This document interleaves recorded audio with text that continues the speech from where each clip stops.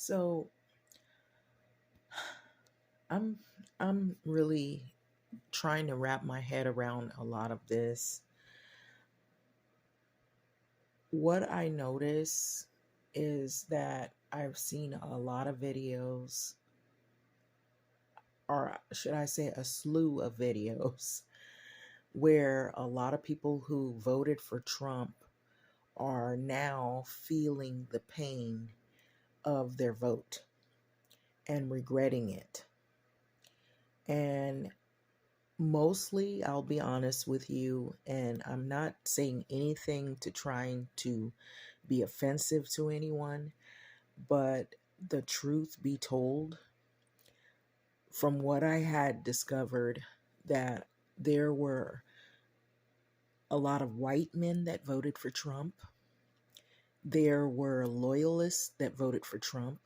There were hate groups that voted for Trump. There were people who were under the impression that Trump and his administration, they're business people and business oriented. Some people voted because of his charismatic attitude, where he just is aggressive, but that doesn't mean aggressive is good, depending on where you're using it.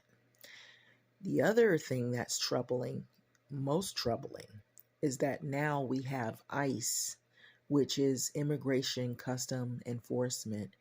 We have ICE like all over 50 states planning to do this mass deportation, and they've already started. And what I'm saying is so troubling is that most of the voters, in terms of people of color, and I'm going to say this, and I don't know how to say it, and I'm not trying to be offensive, but the people who, some of them, and it's not all, some of them were Hispanic or Latino people who voted for Trump.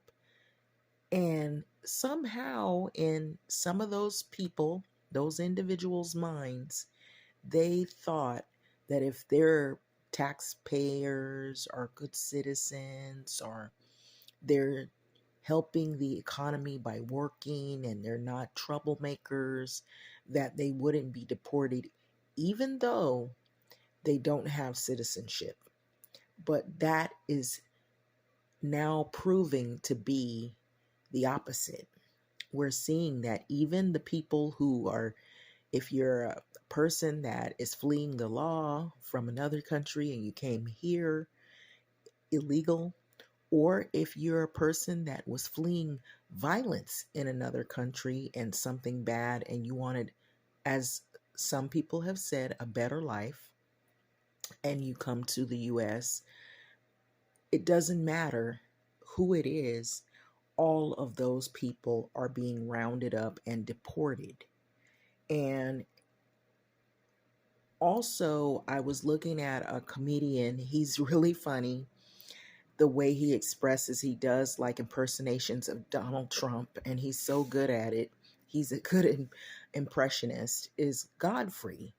He was looking at, I guess it was the poll statistics on who were the biggest Latin voters or Latino voters, and the Cubans were higher on the list than most of anyone.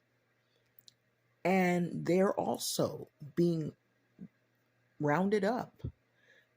It doesn't matter from what region of the country in Latin America, if that individual or those individuals do not have legal citizenship and legal naturalized citizenship, and they hadn't come here the legal way, those people are now being deported. It didn't matter if you were a good person or if you're a bad person or whatever person. And then I saw a woman, and I can't name her, but she was, I guess, a speaker for the Trump administration who was on CBS News. explaining that essentially, this is the way I'm paraphrasing what she said. Essentially, if you come here and you didn't come the legal way, and you came over here from another country and you didn't apply for citizenship the legal way, essentially, the way she said it, you're a criminal.